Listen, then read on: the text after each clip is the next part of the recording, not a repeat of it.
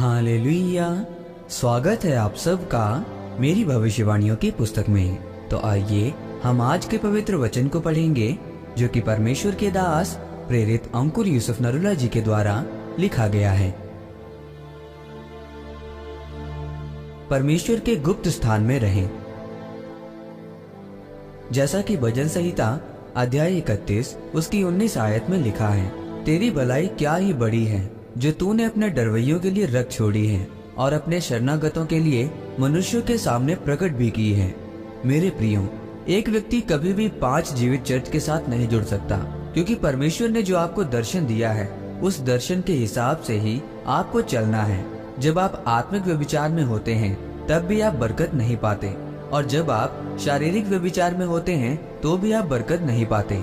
हर एक व्यक्ति का दुश्मन होता है, चाहे कोई व्यक्ति अमीर हो या गरीब हो, हर किसी का कोई न कोई दुश्मन होता है, चाहे आपने कुछ गलत ना भी किया हो। मेरे प्रियो, जो लोग सेवा करते हैं वो बीमा इंश्योरेंस पाए हुए विश्वासी हैं। जैसे कि अगर आपकी गाड़ी का बीमा नहीं हुआ तो भी आपकी गाड़ी चलती है, लेकिन एक दिन जब गाड़ी थोड़ी टूटती है या कुछ नुकसान हो जाता है तब आपको अपने पैसों से उसे ठीक करवानी पड़ती है। वैसे ही एक विश्वासी जो सुसमाचार का पर्चा बांटने के लिए जाता है, जो सेवा में नहीं है, जो चर्च में बोता नहीं है, प्रार्थना नहीं करते या अगुओं के लिए प्रार्थना नहीं करता, वो बिना बीमा पाए हुए विश्वासी हैं। फिर वो कहते हैं कि कुछ साल पहले हमारे जीवन में दुर्घटना हो गई, उसके बाद हमारा परिवार, जीवन और पैसा खत्म हो गया। लेकिन जो विश्वासी सही मायने में सेवा में होते हैं, परमेश्वर उनका बीमा करके रखता है। चाहे शैतान जितना मर्जी अटैक कर ले, अगर आप एक बीमा पाए हुए व्यक्ति हैं तो सब कुछ वापस आ जाएगा। जब आप एक ही चर्च के अगुवे के साथ जुड़े हैं, उनकी बात को सुनते हैं, उनके दर्शन को अपना दर्शन समझते हैं और सेवा में हैं, तो आप जल्दी छुटकारे को पाते हैं। बाइबल कहती है कि दूसरे लोग और धर्मी दोनों पर मुसीबत आएगी, पर धर्मी 7 बार गिरकर उठ खड़ा होगा, क्योंकि धर्मी सेवा में है।